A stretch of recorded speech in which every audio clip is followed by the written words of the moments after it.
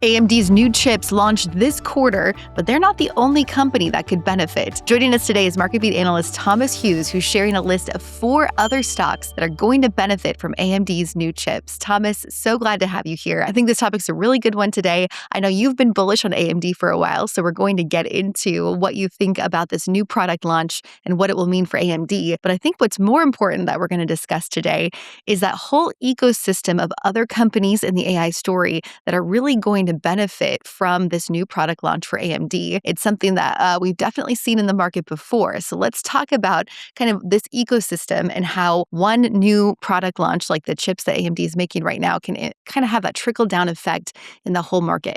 Well, right. Just look at Nvidia. Nvidia is the source of AI. It's the source of the GPU boom today, but it's not the only one benefiting. It has its own ecosystem. It doesn't make the chips. That's Taiwan Semiconductors. It doesn't package the chips.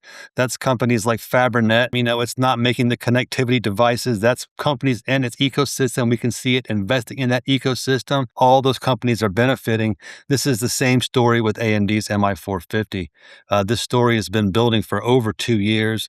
Since the AI boom really started happening, the first mover advantage that NVIDIA really had was the advanced nature of its GPU system. It had rack scale capability. It had the adjacent software and operating system to enable the parallel computing. And that's what AMD has been working on those last couple of years. And that's what's coming to market this quarter. It's the MI450 line, but more importantly, the Helios rack scale systems, which means that it can deliver AI capable supercomputers at hyperscale demand, at hyperscale scale, which elevates it alongside NVIDIA. And it's really, really going to be a really huge market. The estimates are really phenomenally large. Yeah, this is a product launch you've been talking about for well over a year on this channel. I know you've been very excited about this launch and have been very bullish on AMD largely because of this launch. Some questions I have. Let's talk about how big of a growth story this could be for AMD. We're talking about the valuation of this company, price to earnings, those sorts of things. But also, I want to acknowledge that AMD is up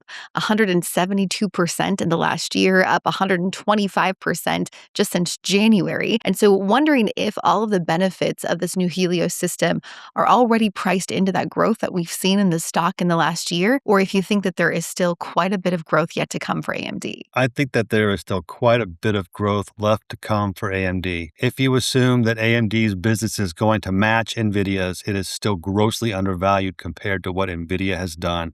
So as it sells and unlocks this revenue and turns it into earnings, we should see the stock price, follow suit. And in that regard, there is a triple-digit upside potential. But within all of this, NVIDIA's chips are more suited for model training, and right now that's what's driving the GPU, the data center build out is the quest to build these supercomputers to train models so that we can have the models to do all the AI super awesome stuff. AMD's chips are better suited for inference, which is the next shift, the next wave. Once we have the model training computers done and the models are ready to go, they're going to be spitting out these apps that mean inference, and inference is just the AI doing what it does, thinking about things and spitting out answers. AMD's chips are better suited for that.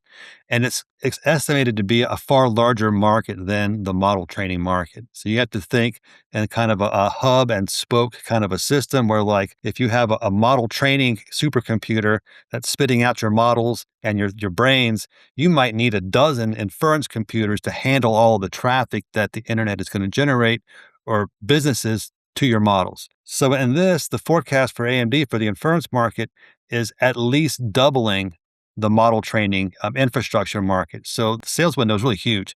AMD's business could easily outstrip NVIDIA's, if not for a sustained period of time, at least in the initial rollout phases as the MI450 and Helios really come to market and are scaling up. And before we move on to that whole ecosystem that you were talking about there and all the other stocks that are going to benefit, which is the main point of this video, I want to dive into it a little bit more on AMD.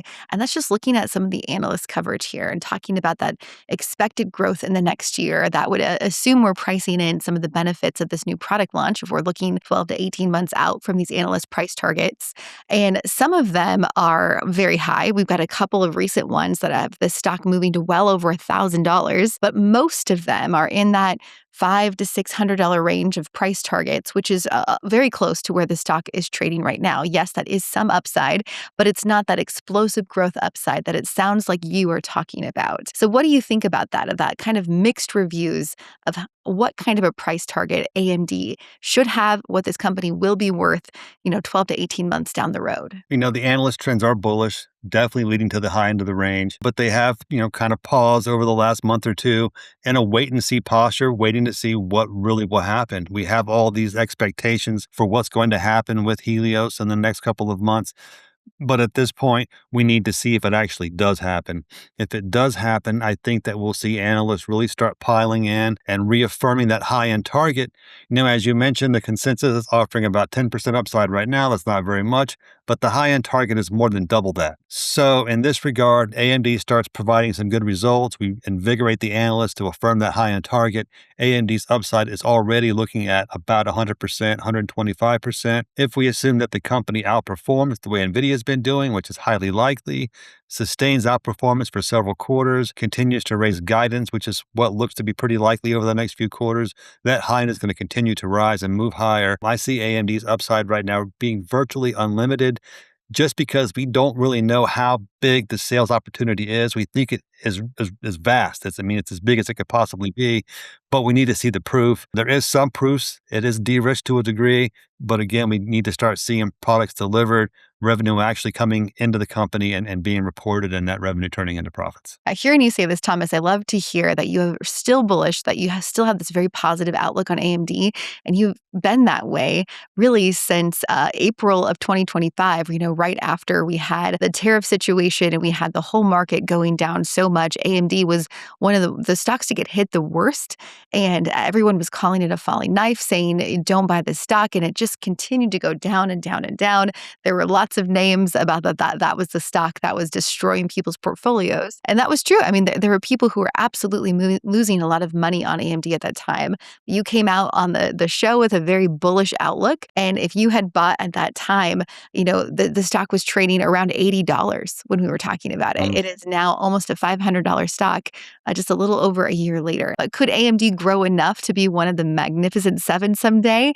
That could be hard to predict too, but there are lots of stocks that have that potential with some new product launches. And of course, many of these are part of that AI story. We have a new special report out on the 7 stocks that could be magnificent by the end of this year, that have the potential to join that Mag 7 status of these massive companies that are having a huge market-wide impact. So if you want to check out that special report and check out the 7 names that are on that list and see if AMD might be one of them, scan the QR code or click the link in the description to get that report for free right now on MarketBeat.com. These special reports are highly detailed. It's not just a short article.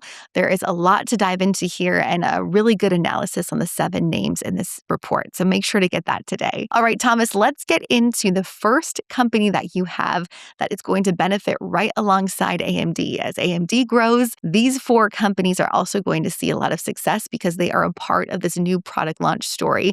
What's the first company you're looking at? The first company is Broadcom. Broadcom is important for scale-up switches. Scale-up switches help individual GPUs connect together and servers connect together into racks, which is what the whole story is about. AMD has had GPUs available for a long time, all very capable GPUs, but without the rack scale capability, which includes these switches, unable to really deliver product at scale.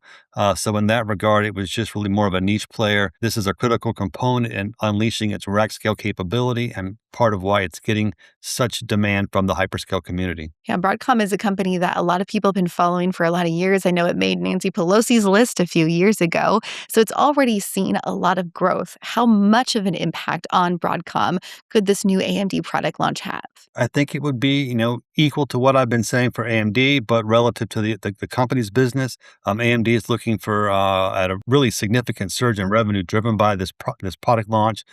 So Broadcom is well positioned to benefit. And when you think about what it is that it's doing without these products, the GPUs are just individual components. The switches are critical for the Ethernet fabric, which allows the GPUs to function together and cohesively as one supercomputer when they're operating the queries and the training and the inference does not run in a single line. It branches out and comes back together again. And that's really what the Ethernet fabric helps the GPUs do and do it efficiently. Are there other companies that operate in a similar space to Broadcom that could also benefit, or does Broadcom have a unique partnership with AMD? Broadcom has a unique partnership because Broadcom has been deeply entrenched since the design phase, also working with Hewlett Packard Enterprises, which is another stock on the list. All right, let's talk a little bit more about Broadcom stock performance before we move on to HP. But looking at the chart for Broadcom, this one is up. It's up about 25% for the year, but it has had a lot of volatility this year. It's down significantly from a peak that it hit just a few months ago.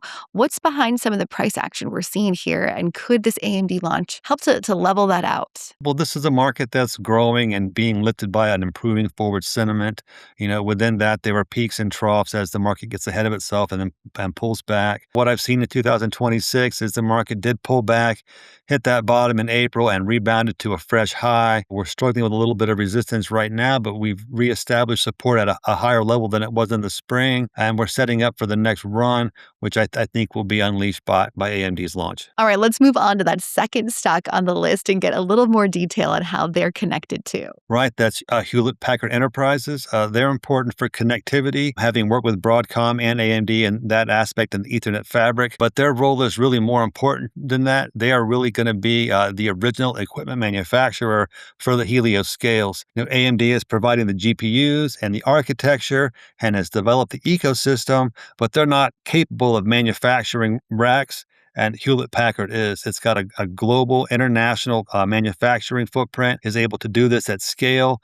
So they're going to be the one that's actually manufacturing the racks and delivering them to the end users. And the stock has had a really interesting year. Looking at the chart here, it's up 160% in 1 year. Incredibly strong performance and incredibly strong growth. And it's still, even after all of that growth, trading behind analyst consensus price target for where this stock should be priced at. Let's talk about what's behind that growth. Is it all AMD?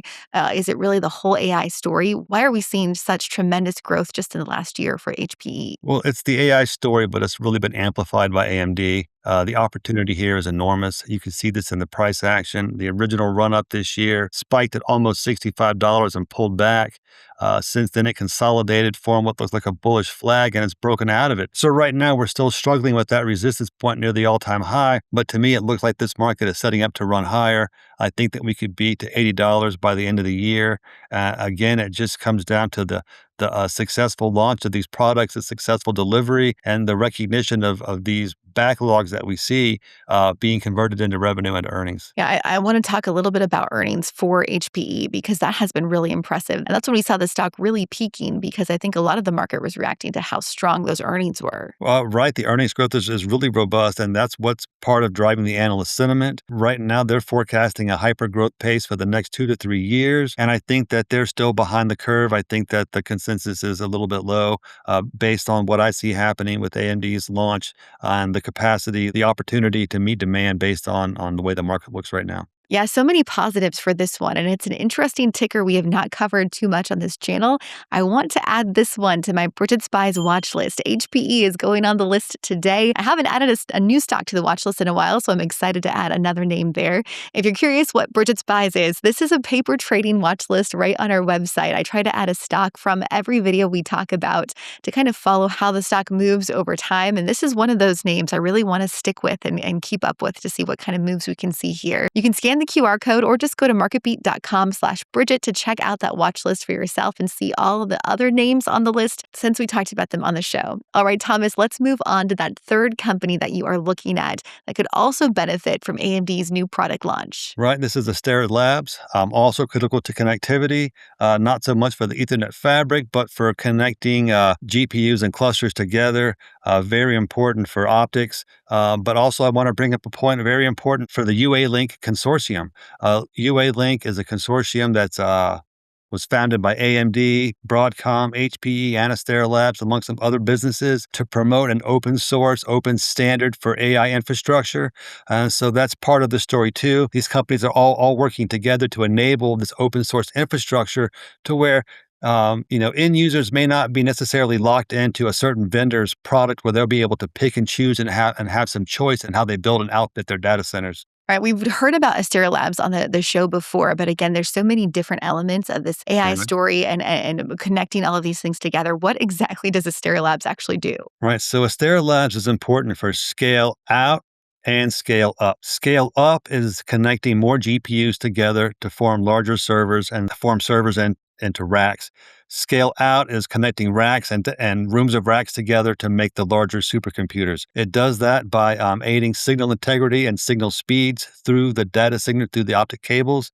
And the primary product there are signal retimers that just help to speed up and improve signal integrity to make sure that we have the data getting where it needs to go as quickly as it needs to be there. So, an important role in the AI story, and I think that's why this name continues to pop up on several different lists on this show because it is a key company. Let's look at that chart a little bit, though. We've seen that peak, just like you talked about, leading into June, July, and now we've also seen the volatility in this name. Has anything fundamentally changed, or is that all just a reaction to what was kind of happening in the broader market? Yeah, I think that's still part of the general AI peak and trough that we saw over the summer. It's part of the anticipation and build up to the MI450 launch. What I see right now is the market testing for support, but support seems pretty firm in the 280 region. Alongside that, we've got a wicked strong MACD convergent with the latest high, which tells me that those latest highs are going to be retested at least and probably exceeded based on the outlook for AMD product launch. Product sales, I think that fresh highs are pretty likely. Yeah, and another one, it feels like we're saying this with almost every one of these stocks, but it's another one where the analyst price targets are absolutely all over the place. And so it confirms that story you said earlier of analysts really trying to wait and see how this AMD product launch kind of shakes out Right. because we got price targets below 300 for this one, and we have price targets all the way up to 500, which would Right. be a really nice upside for this company. So again, it's one of those huge ranges of estimates of what will be the value of this company. Well, right. You've got analysts like me that see the opportunity and aren't afraid to say it.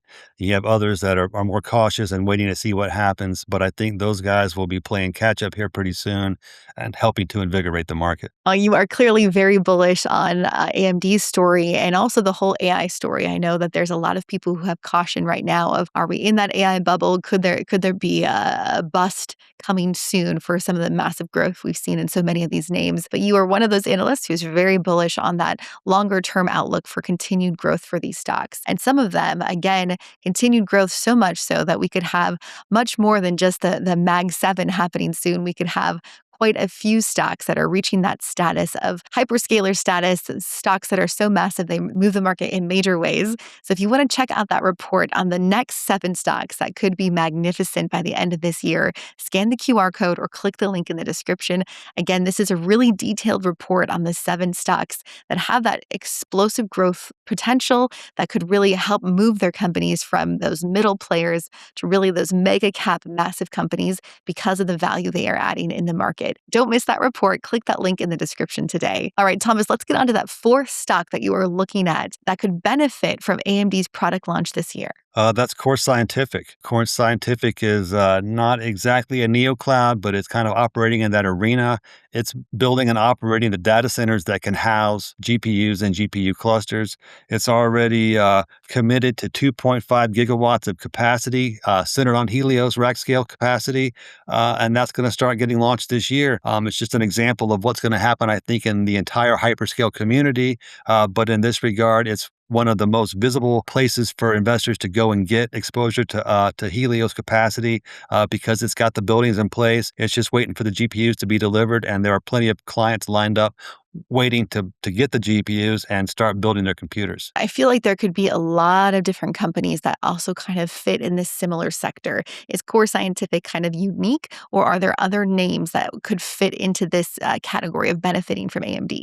I don't think that it's so unique. It's just really well positioned. It is amongst a growing handful of companies that you could call hyperscalers or neoclouds, but including Core Scientific, you've got Microsoft, Meta, Oracle, OpenAI, and Anthropic, all committing to multiple gigawatts of capacity. Right now, it looks like they've got at least 12.5 gigawatts of capacity, which is working on like $225 billion in future revenue.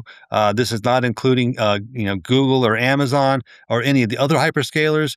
So we're really looking at a large revenue opportunity. It's just in place. It's just waiting for the products to be available. If you need to buy one, AMD is going to have it for you. You need a place to put it. Core Scientific's got it for you. You need to connect them together. These other companies have what you need to make it happen. One thing that is different from the other three stocks on this list is the Core Scientific is still that early pre-revenue company. The other companies have a lot of earnings coming in. They're doing very, very well in the earnings department.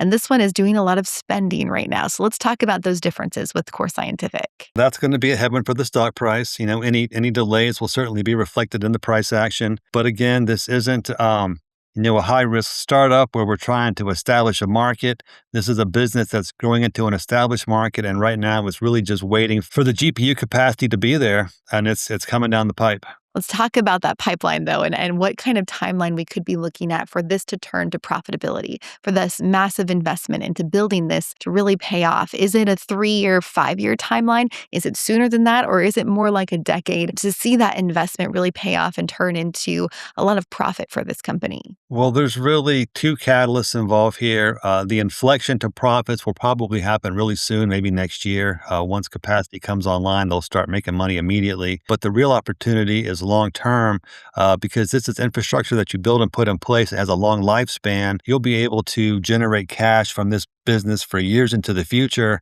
And as you pay off the initial costs, the cash flow, the free cash flow, and the earnings will continue to grow over time. That's kind of why Nvidia was able to securitize its GPU capacity, make that deal that it did with the BlackRock and the big money managers, because they view this as cash generating infrastructure, and that's what Core Scientific enables. It enables businesses to establish cash generating GPU infrastructure and develop solid cash flows that will sustain for years. All right, really interesting conversation today, Thomas. I know we talked about just 4 stocks, but there are plenty that are also going to benefit from AMD's new product launch. And we covered one of them just a couple of days ago. If you haven't watched this interview yet, this is a recent IPO that's connected to the AI story, could absolutely benefit from this AMD launch as well. This is a deep dive into just one stock and why Thomas is also very bullish on this. Make sure to watch that full video here.